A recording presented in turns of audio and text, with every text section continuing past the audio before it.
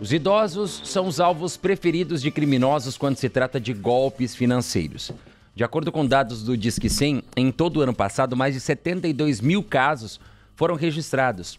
Para a gente falar um pouquinho sobre este assunto, nós vamos conversar com a presidente da Comissão de Direitos do Consumidor da OAB-MS, Larissa Brandão. Larissa, primeiramente, bom dia, obrigado pela sua presença e já começo perguntando por que os idosos são os principais alvos de golpes financeiros. Bom dia, Bruno. Bom dia a todo mundo que está nos assistindo. Em primeiro lugar, eu acredito que muito se deve ao fato de que eles são um público-alvo fácil.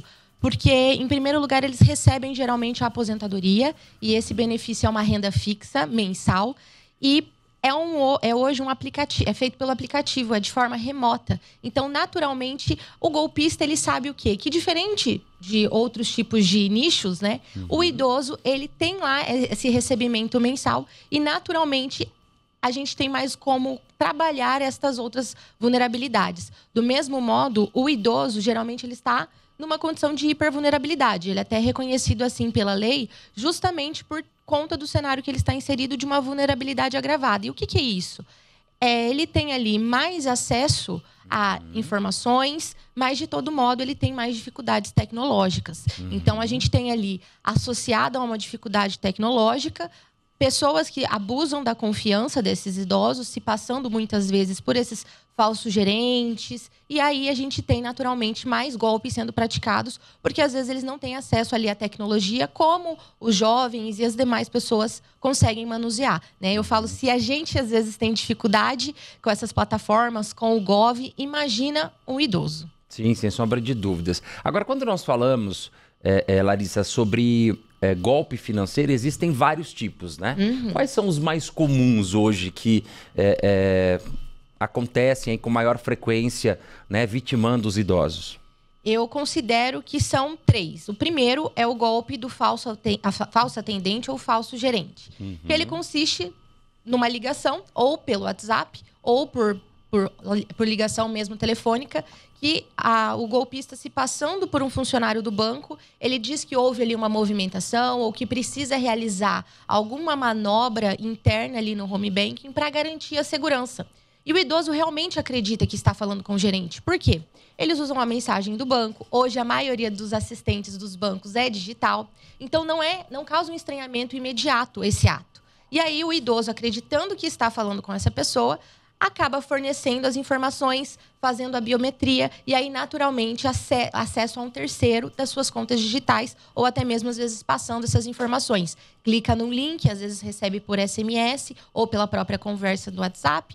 Clica nesse link e esse link dá esse acesso ao hackeamento. Um outro golpe muito comum hoje é o golpe do falso advogado. Porque, geralmente, o idoso ele precisa fazer o quê?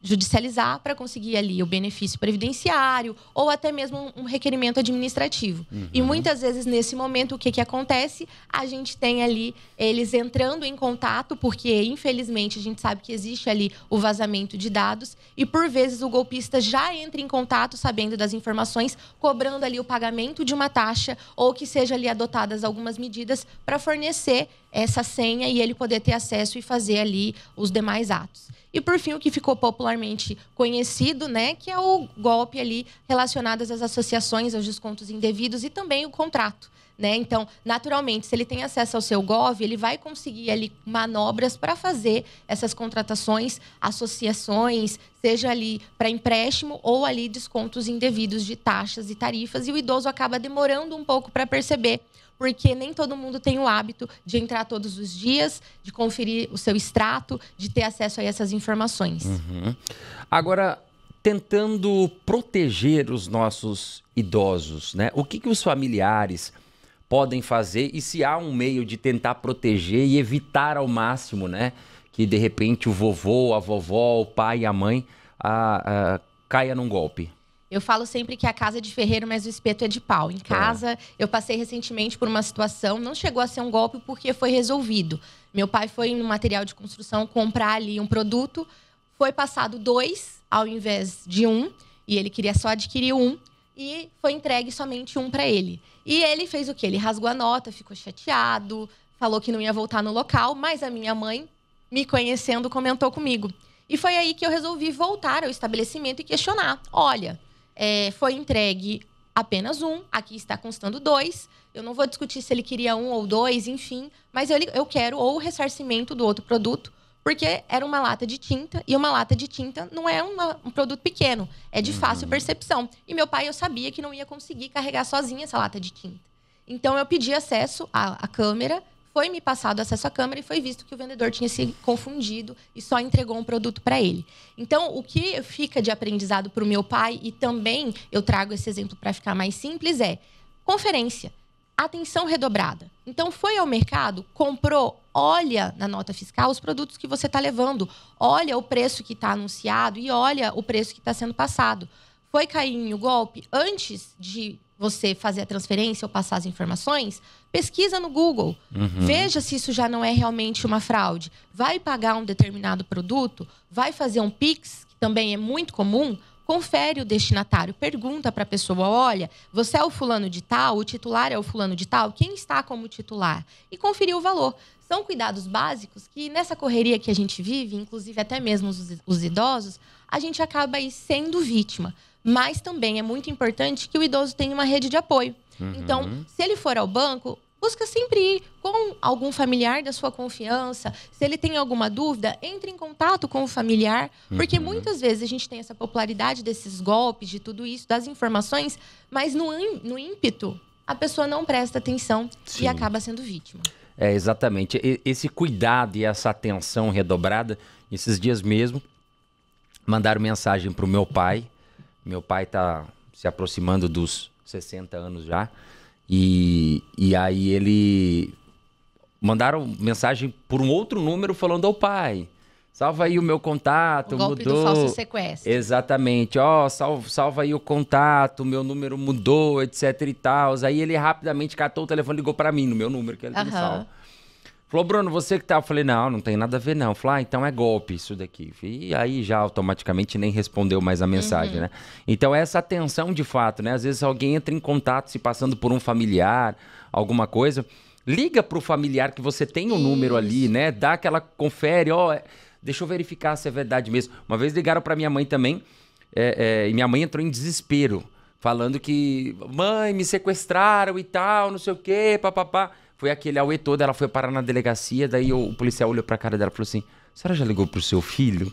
Né? Tipo assim... Então, é óbvio, mas ímpeto a gente não raciocina. Exatamente. Mas uma coisa que eu sempre aconselho nesse tipo, hoje já não tá mais tão na moda esse tipo de golpe, é combinar palavras-chave. Porque às vezes ele pode te ligar e você tá aqui. Por exemplo, se ele ligasse agora, você não conseguiria atender. E às vezes, nesse curto intervalo de tempo, a pessoa vai fazer a transferência, porque ela tá ali no imediatismo. E o marketing do golpista é muito bom. Sim, eles Então, assim, eles têm ali um poder ali de persuasão que eu falo que a gente poderia aprender. Porque, assim, às vezes eles conseguem... Eu brinco até, por exemplo, nesse caso do falso advogado, às vezes conseguia ali uma transferência de um cliente que nem pagou honorários iniciais. Sim. Então, assim, porque é muito forte, né?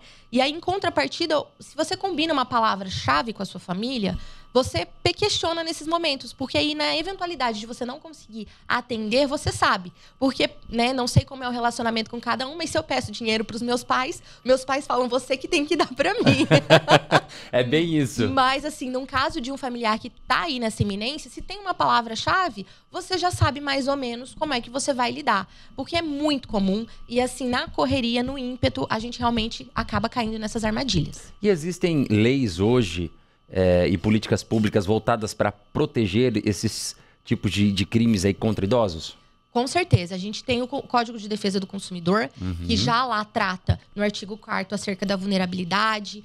No artigo 6º, os deveres de oferta, os deveres da informação, os direitos relacionados ali às questões de consumo. E a gente também tem o próprio Estatuto do Idoso, né? Que prevê essa proteção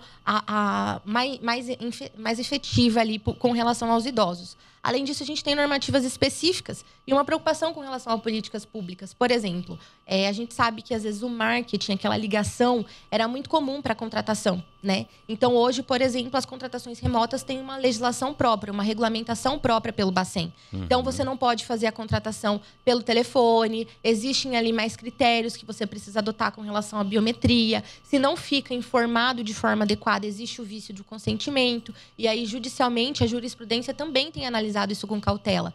Porque, às vezes, a pessoa ela nem sabe, né? O idoso ele acaba nem entendendo o que ele está fazendo. Porque, muitas vezes, como eu falei, o idoso ele consegue o benefício. Na mesma semana, ele já recebe uma ligação do banco oferecendo ali um crédito, falando, olha, esse dinheiro que você recebeu é pouco, mas com o banco pode render.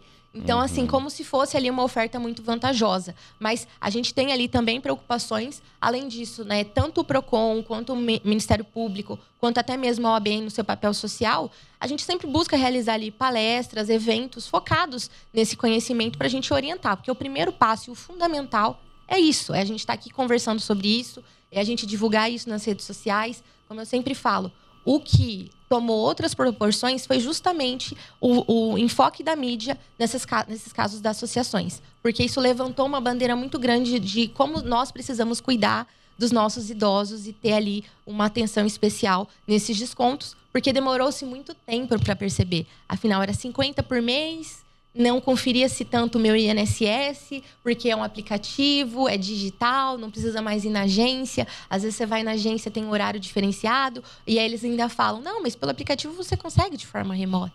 Mas quem que entra todos os dias? Sim. Então, às vezes, no almoço de família, a gente reforçar, tá lá um tempinho. Vamos entrar no seu aplicativo para ver como é que ele tá?